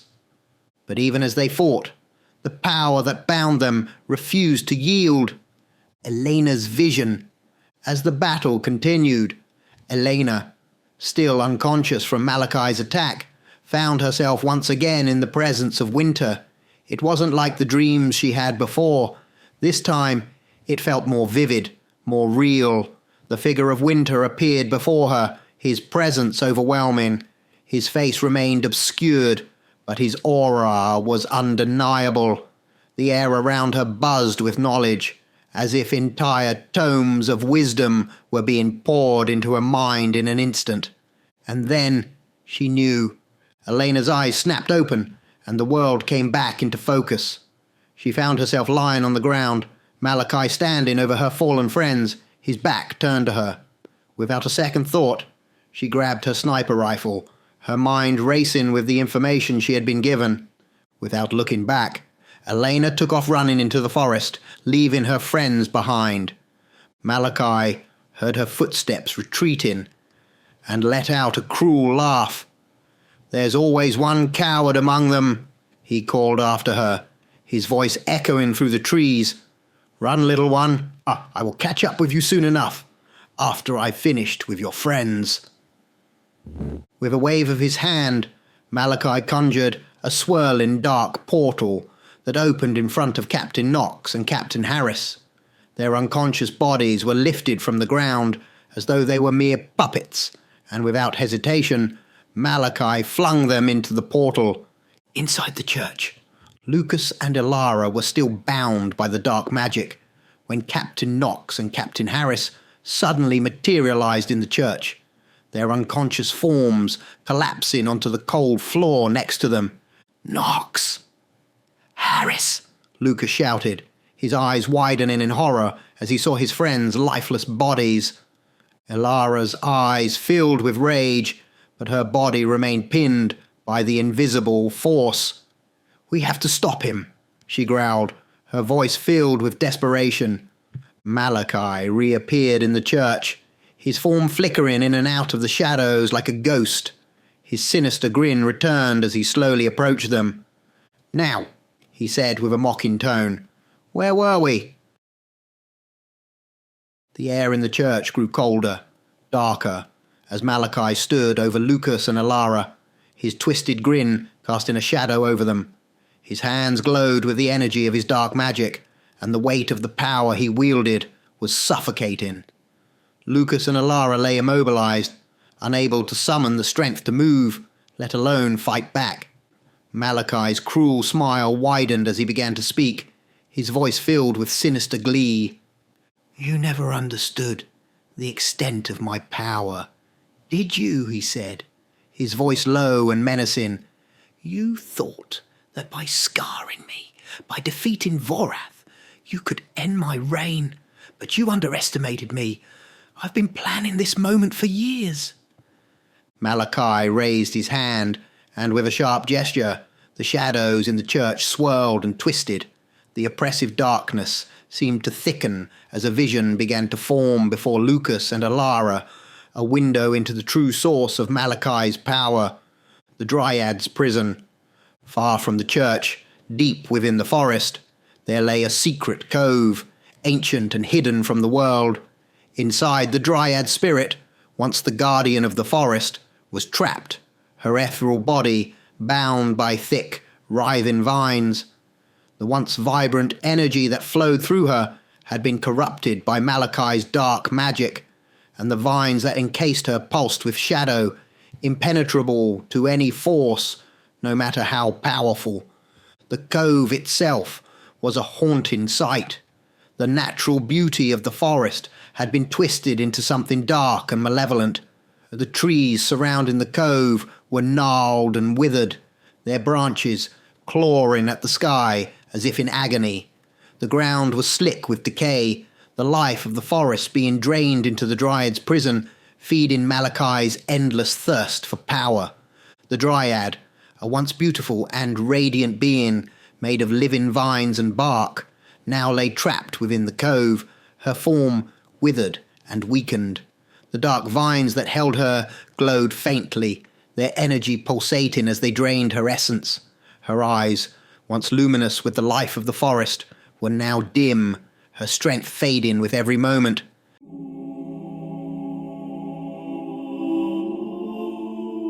Malakai's dark power. In the church, Malakai continued, his voice echoing with the weight of his dark magic. You see, I knew you and Elara would come when a supernatural disturbance was detected. I lured you here, knowing Winter would send his most trusted enforcers. And now, you've fallen right into my trap. He gestured toward the vision of the cove. That is where my true power comes from. The Dryad spirit. She was once the guardian of these woods, but with my magic, I twisted her power into something far more useful. She fuels me now, her essence feeding my dark magic. Those creatures you fought, they were born from her essence, corrupted and bent to my will.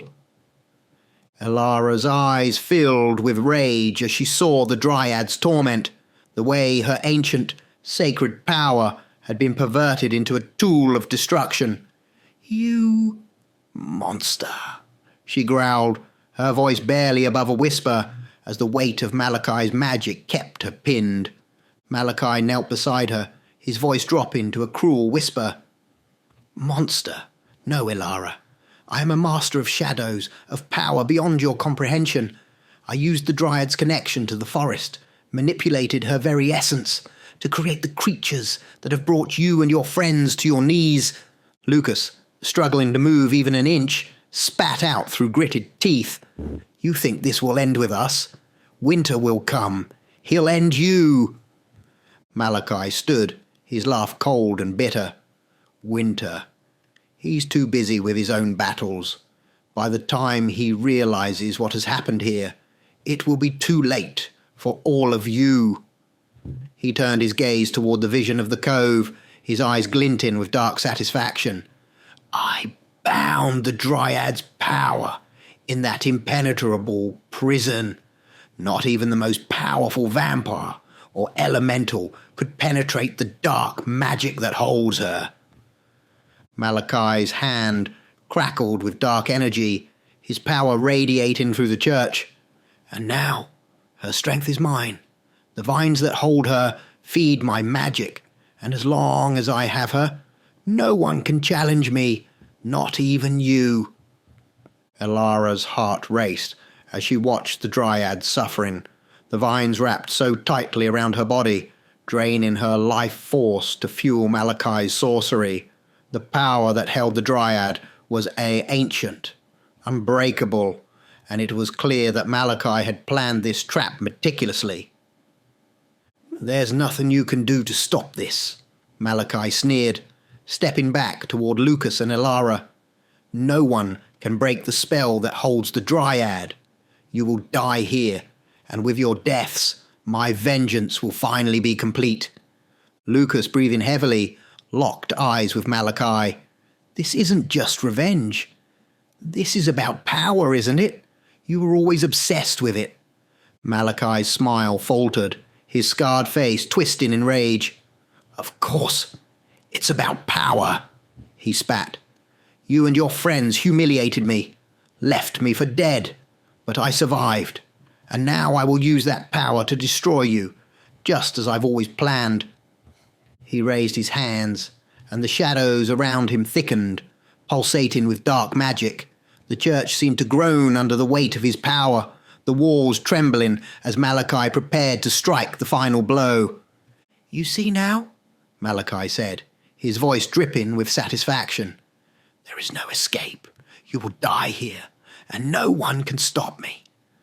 The scene in the church was dire. Lucas and Elara, weakened and trapped, could do nothing but watch as Malakai prepared to finish them off. And in the distant cove, the Dryad spirit, bound by the unbreakable vines of dark magic, lay trapped, her power drained to fuel the very magic that would destroy them all. Elena raced through the forest, her mind focused, her heart pounding. The location implanted in her mind was clear, a destination given to her by the mysterious vision of winter. As she approached, the air grew thick with dark magic, the trees twisted and corrupted, the ground slick with decay. Ahead, a dense thicket of dark vines and shadows shielded the Dryad spirit, trapped in an unnatural prison. Elena crept closer, positioning herself behind a large, gnarled tree. She raised her sniper rifle, peering through the scope. The scene before her was daunting. Dark vines coiled around the Dryad spirit like snakes, shifting and pulsing with shadowy energy. Above the Dryad, barely visible through the swirling mass of vines and shadows, was a small trinket. It flickered in and out of view as the vines moved, but Elena knew immediately that this was the key.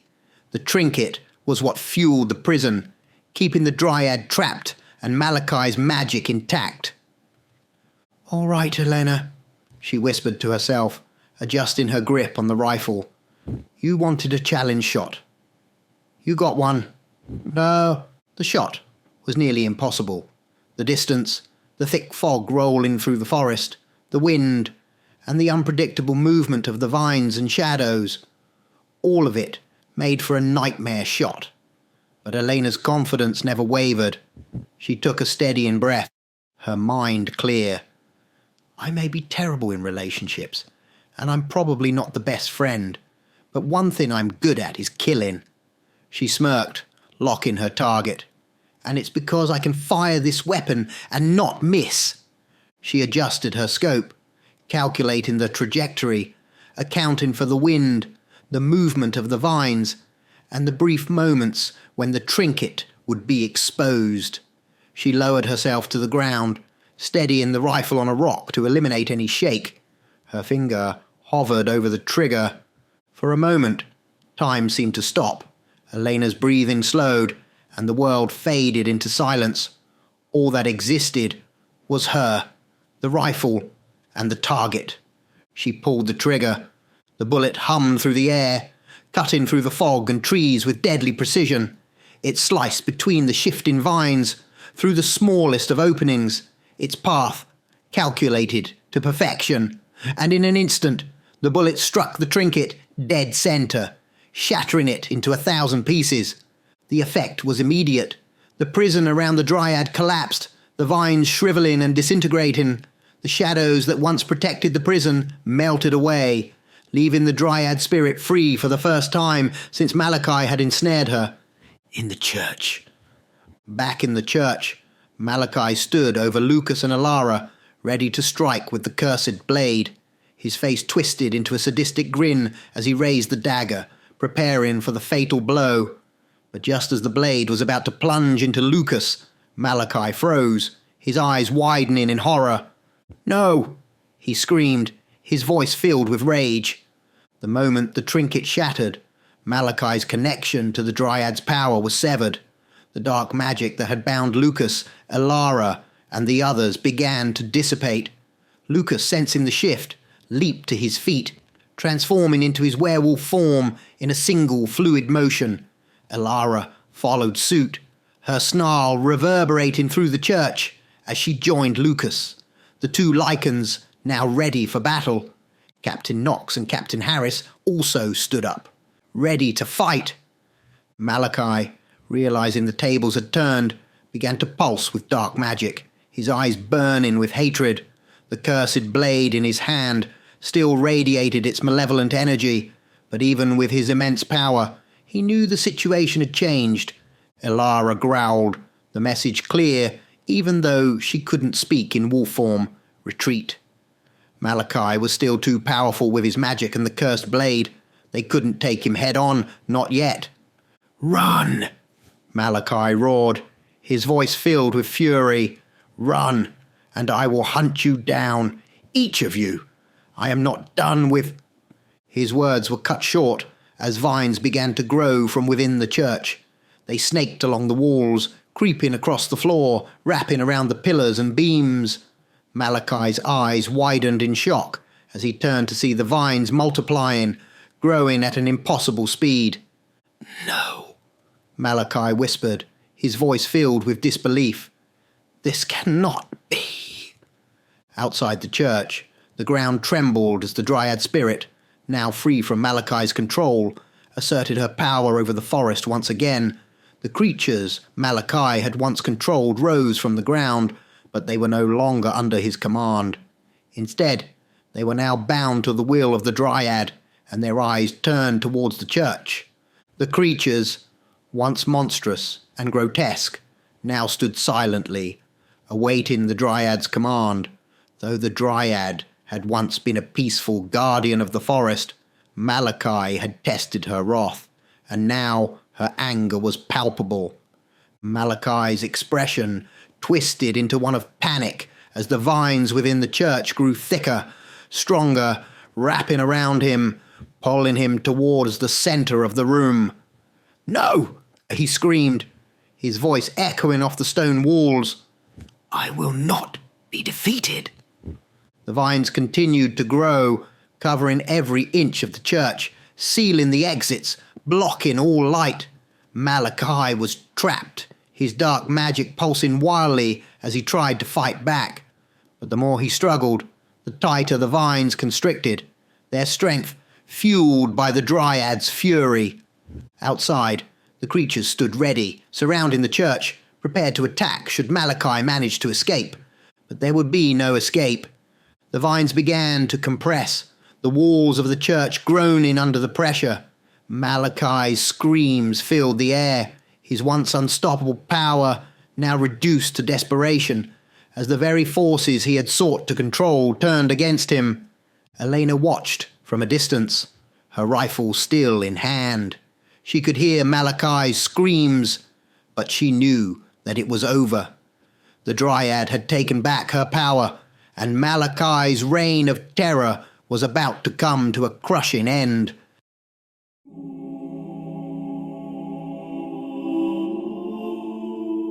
The sound of crumbling stone and snapping wood echoed through the forest as the entire church collapsed in on itself. The vines, now fully grown and thick with the Dryad's power, had crushed every last bit of the structure. Dust and debris filled the air, and when it finally cleared, nothing remained of Malakai's dark sanctuary. The ground where the church once stood was a mass of twisted vines and broken stone, silent and still. Lucas, Elara, Captain Knox and Captain Harris stood just outside the ruins, their bodies still tense from the fight, their eyes scanning the wreckage. Lucas and Elara, both now in human form, shared a glance, knowing that Malakai had been a formidable foe, but also one not easily defeated. "Think that's the end of him?" Elara asked, brushing a strand of hair from her face, her voice weary but cautious. Lucas shook his head, his eyes still locked on the ruins. "No, he's a sneaky one. We've thought he was gone before." Before they could dwell on it further, footsteps approached, and Elena emerged from the tree line, her sniper rifle slung over her shoulder. The 3 soldiers and the 2 Lycans gathered, the tension finally easing. Sonia wasted no time, wrapping Elena in a tight hug. "You saved us," Sonia whispered, her voice filled with gratitude. Captain Harris gave Elena a firm pat on the back, his gruff voice breaking the silence. "Good job, Commander." Elara stepped forward, her brow furrowed with curiosity. "What happened, Elena? How did you free the Dryad spirit? We were pinned down by Malakai's magic. It was impossible for us to move." Elena, still catching her breath, grinned, a proud twinkle in her eye. "I had a vision of winter," she explained. "It wasn't like before. It felt more real this time. He showed me exactly what to do. I knew there was something keeping the Dryad imprisoned, and when I saw the trinket above her, well, let's just say it was a shot no one else could have pulled off." Elara smiled and placed a hand on Elena's shoulder. "We owe you our lives. Thank you." Before anyone could respond, the ground rumbled beneath their feet.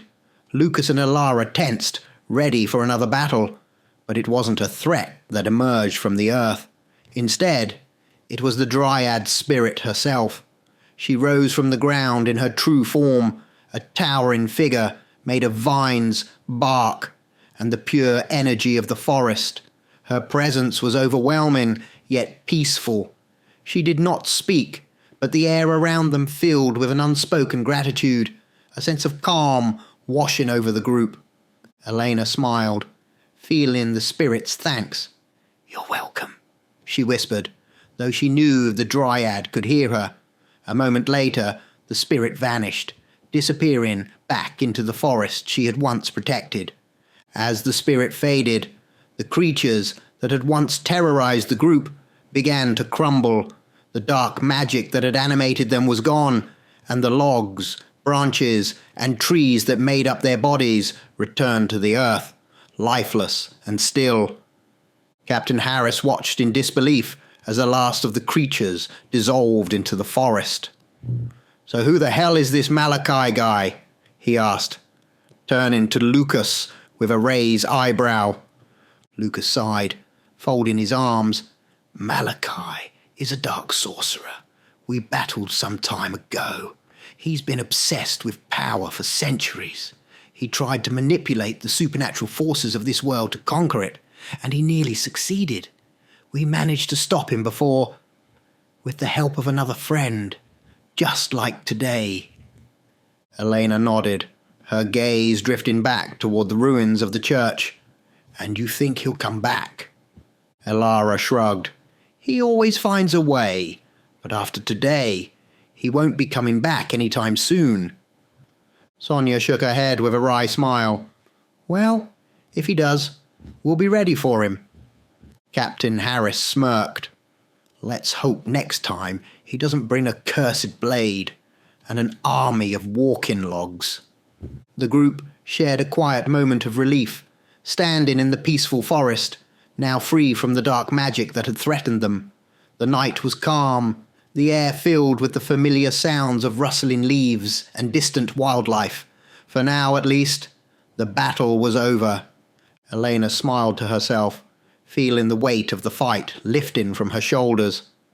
"Well," she said with a smirk, "who's up for a drink?"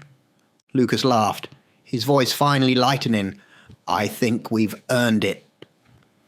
And with that, the group turned away from the ruins of the church, the twisted remains of Malakai's magic, now nothing more than a memory. But even as they walked, they knew that the darkness wasn't gone for good. Malakai had been stopped, but his evil would always linger, waiting for another chance to rise again.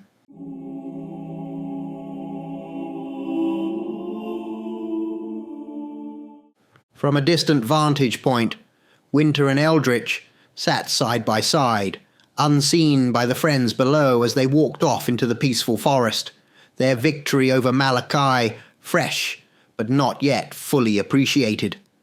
"You see, Eldritch," Winter said, his voice calm and steady, "your old friends could do it without you."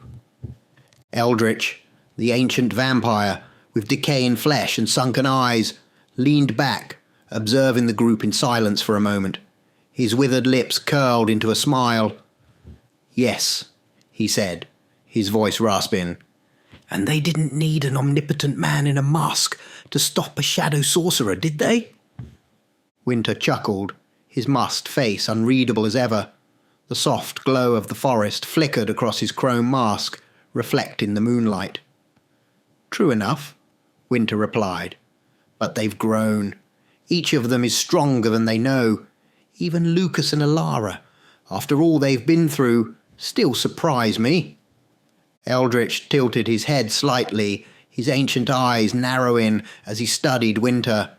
Tell me, Winter, he asked, his tone curious. Did you know it would turn out this way, or did you bluff some of it? Winter's eyes behind the mask gleamed with something unreadable, his smile hidden but evident in his voice. Old friend, I never bluff. Eldritch laughed, a low, rumbling sound that echoed with centuries of experience.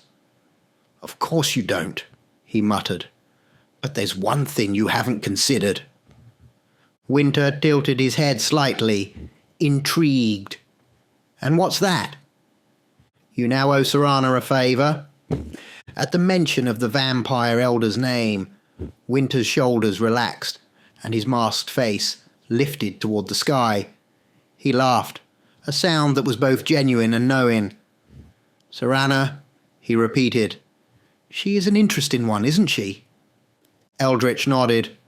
Dark, cunning, manipulative, and she enjoys it all. Winter's voice softened as he spoke, his admiration clear.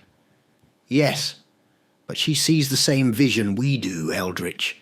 She understands the balance, perhaps from a different angle, but she's as much an ally as any of them, and powerful. Her darkness is her strength. Eldritch raised a brow. A useful ally. But you must be careful. Seranna's loyalty is not earned easily, and you know how she operates. You may find yourself in debt to her for longer than you anticipate. Winter simply smiled behind his mask, his eyes glinting with a mix of amusement and foresight. I'm aware. But Seranna has her own vision of this world, and as long as our paths align, I welcome her support. Somewhere dark, far away from the forest, in a place where the shadows were thick and the air was cold, Seranna sat in a dimly lit room. Her fingers danced over a goblet of crimson liquid, her eyes half-lidded as she felt the faint ripple of energy through the ether. She paused, her lips curling into a small, satisfied smile. She had felt it. Winter's praise, his acknowledgement of her efforts. It wasn't often that Winter offered such things, but Seranna could feel it nonetheless, a subtle but powerful recognition of her cunning and strength. Winter, she whispered softly, her voice like silk in the darkness. You are right to praise me. She smiled wider, her fangs glinting in the faint light. Whatever favour Winter owed her, she knew that it would be something she could twist to her advantage, and that was the real game, one that Seranna was always prepared to play, back in the forest. Winter stood, his masked face still turned towards the stars. Eldritch, watching him carefully, remained quiet for a long moment. You're always playing a longer game, Winter, Eldritch finally said, his voice a mixture of admiration and wariness. Winter lowered his gaze, looking at the distant horizon. We all are, Eldritch. Some of us just see further ahead. Eldritch nodded, leaning back as he gazed out over the forest, watching as the friends, Elena, Lucas, Elara, Captain Knox and Captain Harris, disappeared from view, leaving behind the crumbled remains of the church and the shattered remnants of Malakai's reign of terror. They've earned their peace, Winter said softly, for now. And with that, Winter and Eldritch melted into the shadows, unseen, unheard, but always watching.